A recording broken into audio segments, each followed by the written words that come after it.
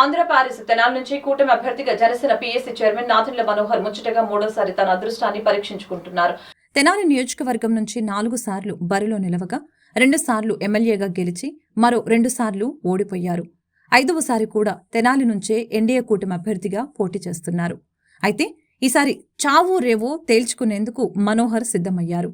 గుంటూరు పార్లమెంటుతో పాటు దాని పరిధిలో 6 సీట్లలో టీడీపీ పోటీ చేయగా కేవలం తెనాలి నియోజకవర్గం నుంచి నాదెండ్ల మనోహర్ జనసేన తరపున పోటీ చేస్తున్నారు. వైసీపీ నుంచి అన్నాబత్తిని శివకుమార్ పోటీ చేస్తున్నారు. టీడీపీ సీనియర్ నాయకులు ఆలపాటి రాజేంద్ర ప్రసాద్ తెనాలి సీటు విషయంలో చివరి వరకు పోరాడిన పొత్తు ధర్మంలో భాగంగా జనసేన ఈ సీటును దక్కించుకుంది. కాగా ఆలపాటి రాజాతో పాటు టీడీపీ శ్రేణులు మనోహర్కు రాజకీయంగా సహకరించడం లేదని గుసగుసలు వినిపిస్తున్నాయి. ఇదే విషయమై నారా చంద్రబాబు నాయుడు ఆలపాటి రాజాపై ఒకంత అసహనం కూడా వ్యక్తం చేశారని తెలుస్తోంది.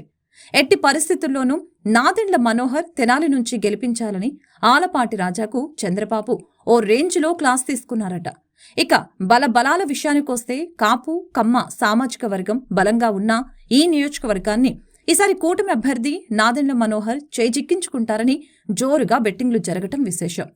టీడీపీ జనసేన బలం ముందు వైసీపీ బలహీనంగా కనిపించినప్పటికీ పోరు మాత్రం మహా జోరుగా ఉంటుందని ప్రచారం బాగానే జరుగుతోంది. ఎన్డీఏ కూటమి అధికారంలోకి వస్తే జనసేన పార్టీలో నెంబర్ 2గా ఉన్న నాదెండ్ల మనోహర్కు మంచి కేబినెట్, మంచి పదవి లభిస్తోంది. ఈ విషయం జగం మెరిగిన సత్యం. ఇదే అంశాన్ని కూటమి నేతలు బలంగా ప్రజల్లోకి తీసుకువెళ్తున్నారు.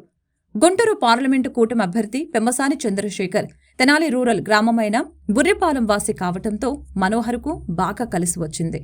అదీగాక ఈసారి జన సైనికులు మనోహర్ గెలుపునకి తమ శక్తికి మించి పనిచేస్తున్నారు.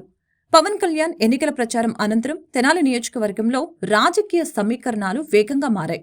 నాదెండ్ల మనోహర్ శాసనసభ స్పీకర్గా ఉన్న సమయంలో తెనాలి నియోజకవర్గాన్ని అన్ని విధాలుగా అభివృద్ధి చేశారు. సహజంగా మృదు స్వభావి అయిన నాదెండ్ల మనోహర్ ప్రజలకు బాగానే కనెక్ట్ అవుతున్నారు. ప్రతి గ్రామంలో ఆయనకు అపూర్వ స్వాగతం లభిస్తోంది. రాజకీయ ప్రత్యర్థి అన్నాబత్తిని శివకుమార్ మైనస్లు మనోహర్కు ప్లస్గా మారాయి. అదీకాక జాతీయ టెన్నిస్ క్రీడాకారుడైన నాదెండ్ల మనోహర్, ఆయన సతీమణి డాక్టర్ మనోహరం ఇంటింటికి తిరుగుతూ కూటమి మేనిఫెస్టో వలన ప్రజలకు కలిగే ప్రయోజనాలను వివరిస్తూ వారితో మమేకమవుతున్నారు. మాజీ ముఖ్యమంత్రి నాదెండ్ల భాస్కర్ రావు రాజకీయ వారసుడైనప్పటికీ ఎక్కడ తండ్రి చాటు బిడ్డగా కాకుండా తన రాజకీయ మేధస్సుతో విశ్వసనీయతకు మారుపేరుగా నాదెండ్ల మనోహర్ ప్రజల నుంచి నీరాజనాలు అందుకుంటున్నారు.